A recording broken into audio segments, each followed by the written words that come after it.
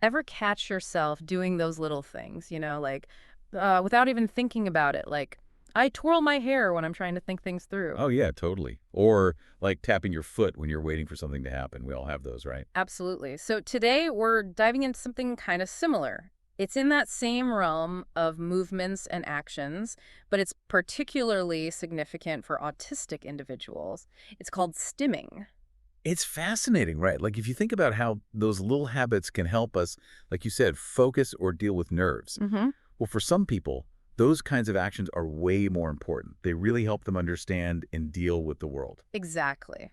So this deep dive, it's all about giving you a clearer picture of stimming in autistic individuals. We've got some really interesting research and information here that looks at what it is, the different reasons why people stim, and what we can all do to be more understanding.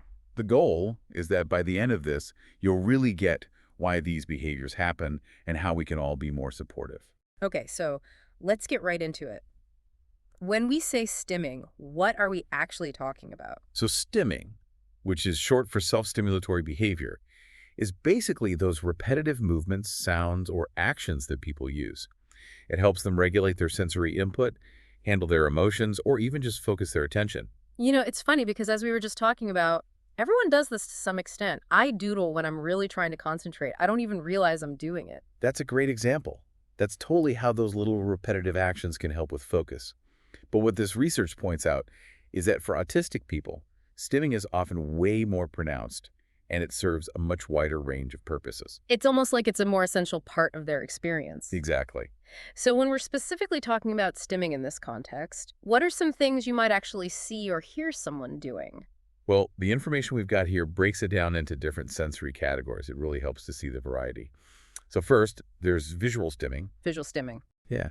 So this could be anything from someone being drawn to moving objects, like watching a fan spin, or like a fascination with how light reflects. Mm-hmm. Sometimes it's as simple as like someone flicking their fingers over and over, almost making their own visual patterns. Oh, I see. So it's almost like they're creating their own visual input. Exactly. Then there's auditory stimming. That would be sounds. Yeah, sounds. Ooh. This could be anything from repeating words or phrases, which is called echolalia. Echolalia. Echolalia. Or it could be making other repetitive sounds like humming the same tune or clicking their tongue in a rhythm.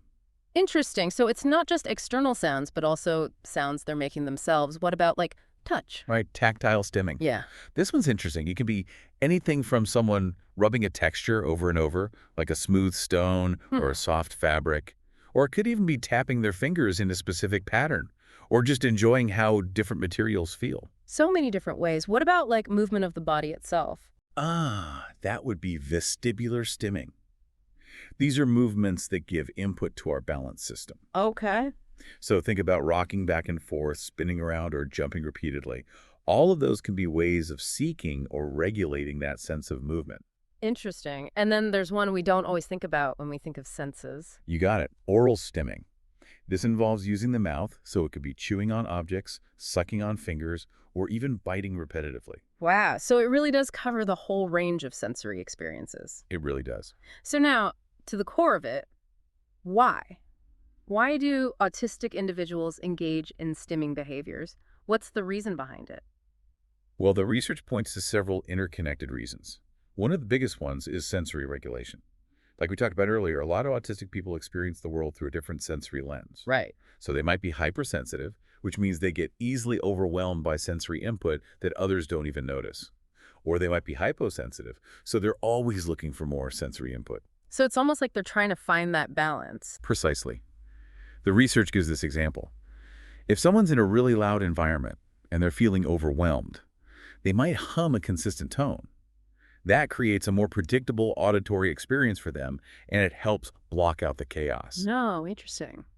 On the other hand, someone who's hyposensitive to movement, they might spin around to give themselves that intense input that they need to feel grounded.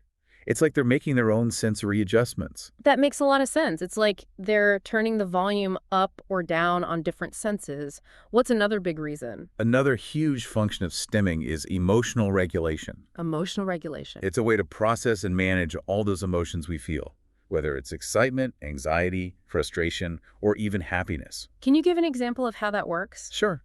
Like the material mentions, you might see a kid flapping their hands super fast when they're excited.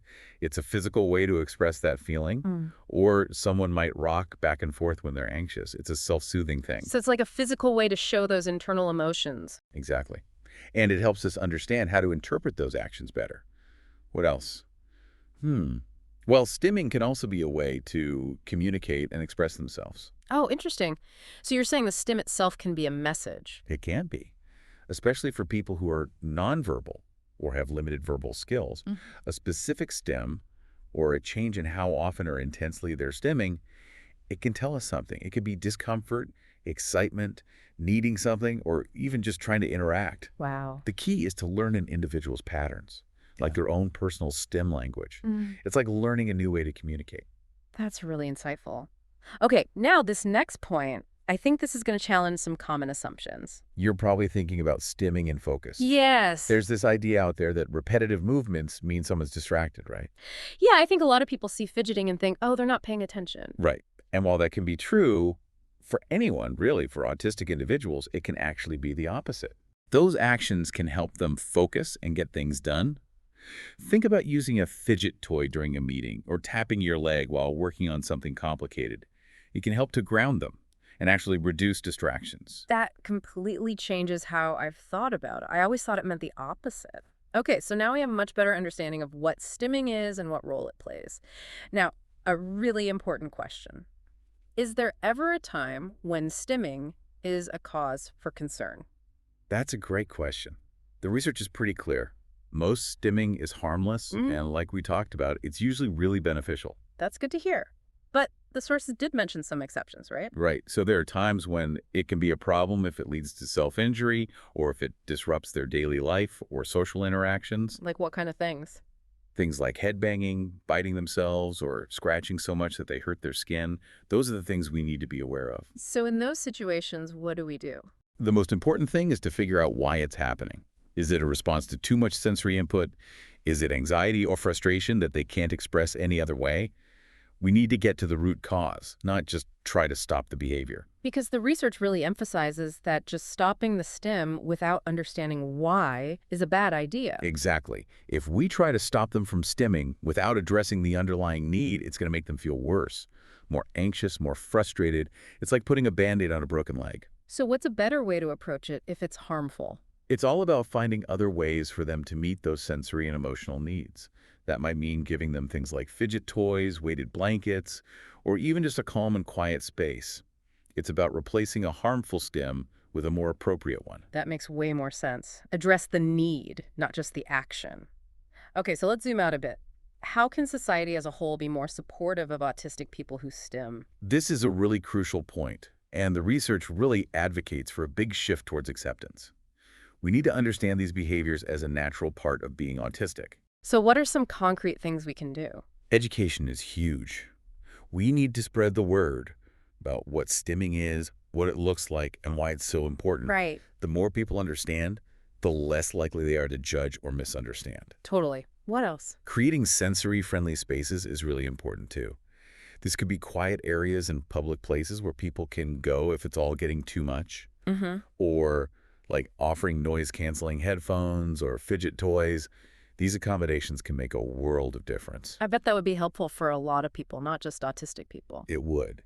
And another really important thing is acceptance in schools and workplaces. Teachers, bosses, coworkers, they need to be understanding and accommodating. Okay. Letting someone flap their hands during a lesson or rock while they work, as long as it's not hurting anyone, it just creates a much better environment for everyone. It shows that you understand their needs.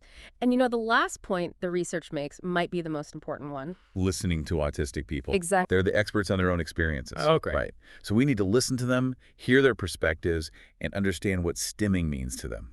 That's how we create a truly inclusive society. It really is a change in perspective, isn't it? Stimming isn't something to stop. It's a part of who they are, and we need to understand that. I couldn't agree more. It's about celebrating neurodiversity. Okay, so to recap, stimming is common, natural, and often really important for autistic individuals. Yeah.